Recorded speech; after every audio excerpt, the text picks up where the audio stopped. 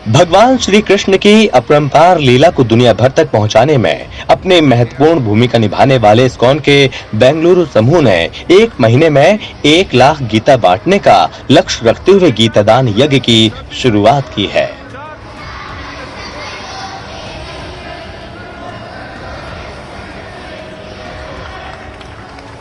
श्रीमद् भगवद गीता जयंती महोत्सव पर बेंगलुरु में इस्कॉन द्वारा आयोजित इसी कार्यक्रम में रक्षा मंत्री राजनाथ सिंह जी शामिल हुए।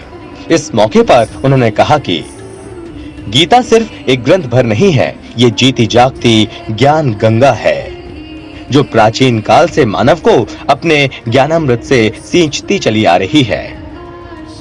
हम गीता को कुछ विचारों और सूत्रों की अभिव्यक्ति ही नहीं मानते हैं, बल्कि गीता को हम जीती जागती ज्ञान गंगा मानते हैं जो प्राचीन काल से मानव को अपने ज्ञानामृत से सींचती चली आई है, यानी इरिगेट करती चली आई है और भविष्य में भी यह काम करती रहेगी। ये भी हो सकता है। उन्होंने कहा, अनादिकाल से चले आ रहे मानवीय भावों को उद्दांत करने का एक माध्यम है गीता। गीता शाश्वत है, नित्य है, सत्य है। इसलिए गीता का कोई एक दिवस न होकर हर एक दिवस होना चाहिए। वास्तव में तो गीता मनाने की नहीं बल्कि मानने का आग्रह है, मानने की भी नहीं बल्कि ये जीने का आग्रह है। अपनी बुद्धि के अनुसार गीता का एक दिवस मान लेंगे और प्रतिवर्ष उसको उसकी जयंती मनाते हैं, पर वास्तव में तो गीता मनाने की नहीं बल्कि मानने का, मानने की भी नहीं बल्कि यह जीने का आग्रह है। मानने में तो फिर भी एक आरोप का भाव होता है, एक प्रयास करना पड़ता है, उसके लिए परिश्रम करना पड़ता है। यदि किसी चीज को जीना चाहते हैं तो खुद जिया जा सकता है, खुद हम उसको जी सकते हैं।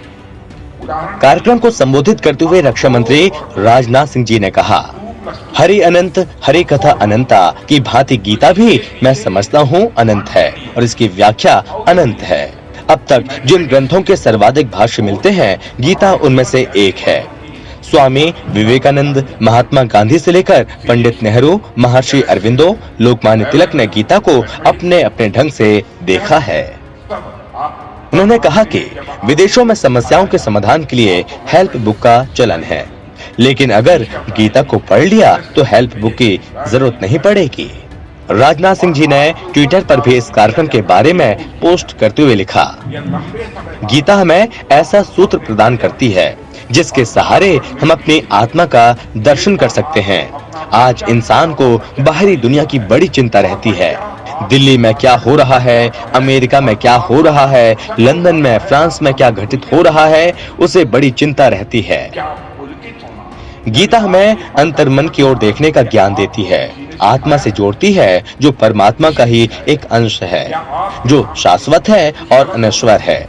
आत्मा को केंद्र में रखने वाला प्राणी सुख दुख से ऊपर उठकर आनंद की प्राप्ति करता है। फिर भी आप क्रोध कर बैठते हैं, क्यों? क्योंकि सुख, दुख, आनंद, क्रोध, हर्ष, शोक, इन्हें आप जीते हैं। और मैं राजनाथ सिंह जी ने कहा कि भारत हमेशा से ज्ञान का केंद्र रहा है और इस ज्ञान के अस्तित्व को न केवल दूसरे देशों ने स्वीकार किया बल्कि अपनाया भी है।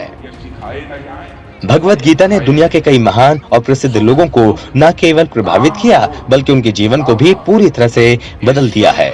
गीता सिर्फ धार्मिक ग्रंथ ही नहीं, इसमें निहित ज्ञान सबके लिए, खासकर युवा वर्ग के लिए एक इंस्पिरेशन है। रक्षा मंत्री ने कहा, गीता का ज्ञान भारत के समाज का आधार है। भारत एक शांति प्रिय देश रहा है।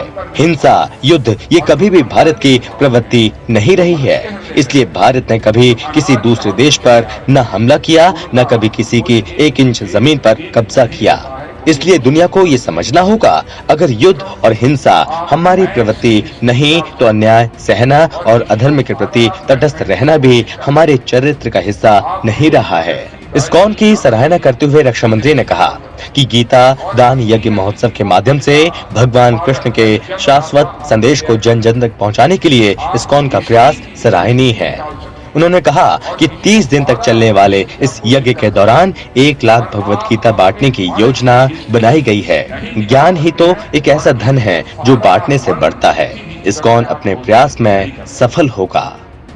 आप आत्मा की, परमात्मा की, सुख दुख की, राग विराग की हिस्ट्री नहीं निकाल सकते हैं और इनका कोई फादर नहीं आप घोषित कर सकते हैं। इनका उद्भव दिवस, किस दिन इनका उद्भव हुआ, किस दिन इसका जन्म हुआ, या आप ज्ञात